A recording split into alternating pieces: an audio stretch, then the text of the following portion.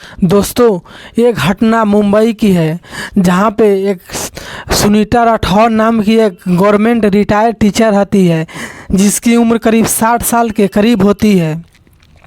उसके एक बेटा और एक बेटी होती है। दोनों की शादी हो गई रहती है। बेटी की शादी मुंबई में ही किसी बिजनेसमैन के साथ हुआ रहता है और साथ में बेटे अपने बहू के साथ ऑस्ट्रेलिया में रहकर जॉब करते हैं। यहाँ पे सुनीता राठौर अपने अपने ही घर पे बहुत सारे कमरे बनाए रहते हैं जिसमें किराएदार रहते हैं और सुनीता राठौर अकेले ही रहकर पूरे रूम की निगरानी करती है और साथ में एक नौकरानी भी अपने साथ रखती है। दोस्तों, एक सुबह के वक्त रहता है। ये किराएदार जब सुबह सुनीता राठौर को जगाने जाती है तो उसके रूम बंद रहता है और बाहर से दरवाज़ा खटखटाने के बाद भी वो नहीं जगती है। तब और किराएदार आते हैं और सब सोच में पड़ते हैं कि एक बार दरवाजे पीटने के बाद मैडम झट से बाहर निकल जाती थी।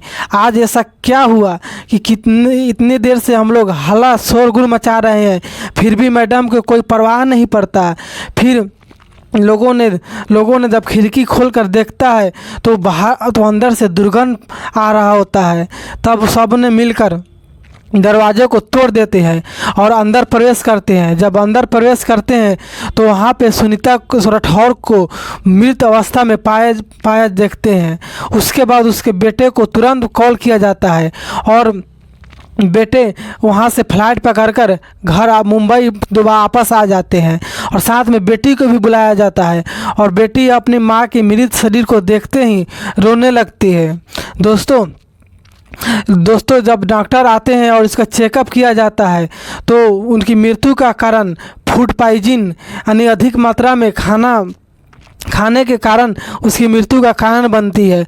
उसके बाद दाह संस्कार किया जाता है और दाह संस्कार करने के बाद जब उसके बेटे दोबारा अपने प्रदेश ऑस्ट्रेलिया जाने की योजना बना रहा है, जब जाने वाला होता है तब एक दिन उसे अलमारी में अपनी माँ की पासबुक मिलता है। तो वो पासबुक लेकर बैंक जाते हैं चूँकि उसे कुछ पैसे की ज़रूरत रहती है ऑस्ट्रेलिया जाने में और उसकी मृत्यु के बाद दाह संस्कार और भोज करने में बहुत सारे पैसा खर्च हुई रहती है।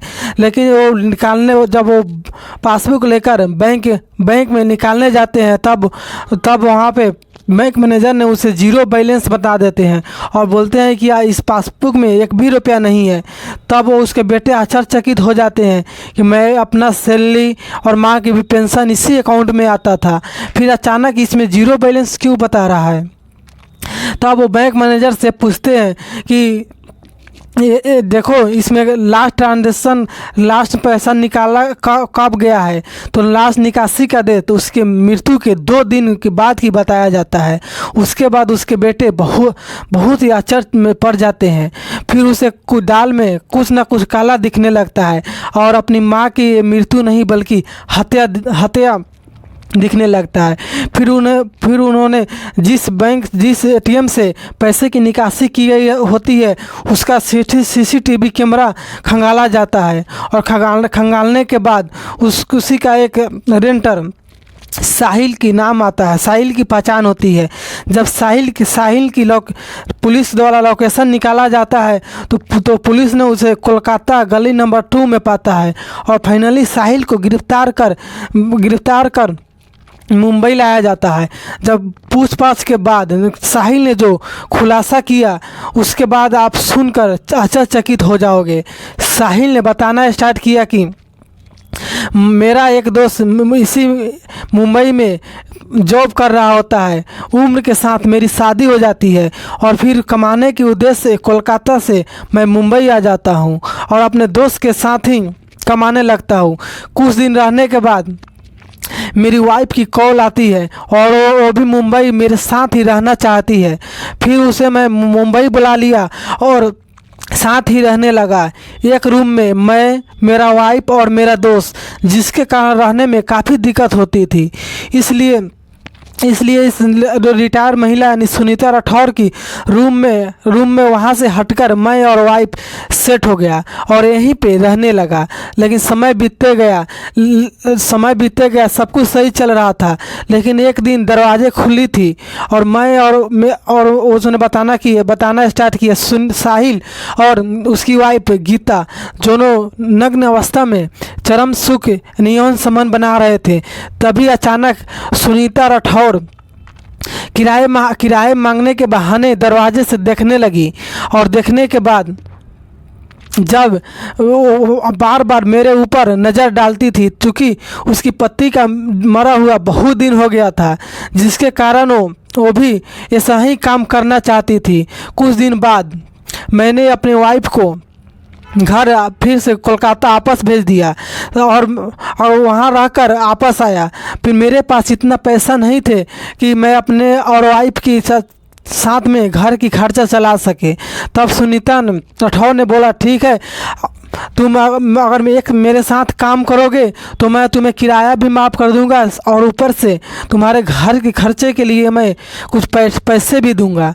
लेकिन साहिल ने सोचा कि क्या करना है, बताओ तो सही।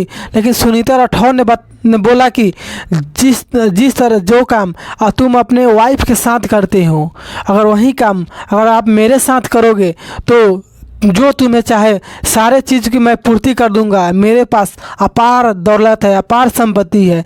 दोस्तों, उसके बाद मैंने साहिल ने बोला कि मैंने उसके साथ वो संबंध बनाना स्टार्ट कर दिया। चूँकि उसकी ये 60 हो गई थी, लेकिन उम्र से क्या, मन तो अभी 18 से 20 साल की लड़की के जैसा था। फिर मैंने कोलकाता फिर दोबारा घर जाना चाहा और मैं मुंबई छोड़कर अपने ही होम टाउन में शिफ्ट होना चाहा। तो सुनीता राठौर ने मुझे इतने दिन में दिए सारे पैसों की डिमांड करने लगा। क्योंकि मेरे पास कोई भी ऑप्शन नहीं था कि इतने पैसे मैं कहाँ से लाऊं। फिर मैंने एक योजना बनाई और उसके खाने में मीठी जहर मिला दिया। क्योंकि उसकी वाइफ के जाने के बाद सुनीता राठौर और साहिल हमेशा एक साथ ही खाना खाया करते थे और साथ में ही रात को जब सारे किराएदार सो जाते थे तो एक ही कमरे में सोया करते थे। और मीठी जहर खाने के बाद उनके फूड पॉइजन के कारण मृत्यु हो गई। और वहाँ पे जब वो सो रही थी तो मैं सुबह ही 3 बजे उसका ATM लेकर वहाँ से निकल गया और उसे अकाउंट में ऊपर सारे पैसे को ट्रांसफ़र कर लिया। दोस्तों, जब ये सारी घटना, इस सारी कहानी पुलिस वाले और उसके बेटा बहू सब सुनती है तो सुनने के बाद सारे दंग रह जाते हैं, परेशान रह जाते हैं कि एक 60 वर्ष की महिला एक 30 वर्ष के पुरुष के साथ, अपने ही किराएदार के साथ इतने 2 साल से कैसा संबंध बना रहा था, क्या चल रहा था। बाकी उस साहिल के ऊपर कानूनी कार्रवाई की जाती है और फाइनली साहिल को जेल की सलाखों में भेज दिया जाता है। दोस्तों, ये पूरी कहानी मुझे सुनाने का मकसद किसी की दिल दुखाना या किसी की भावनाओं के साथ ठेस पहुंचाना नहीं, बल्कि आपको जागरूक और सचेत करना है। बाकी इस पूरी कहानी में सच्ची घटना के पर आधारित है। इसमें कौन सा दोषी दिखता है, इसमें कौन आपको गुनहगार दिख रहा है, अपना राय कमेंट बॉक्स में ज़रूर दीजिए।